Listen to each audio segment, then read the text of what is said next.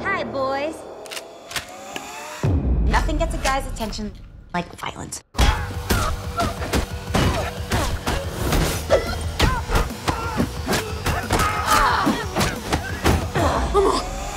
When you're looking at fight sequences, it's all about working to your strengths and advantages.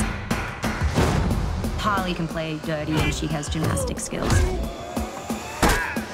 Renee Montoya, she has a totally different fighting style. She's got brute force and she's relentless.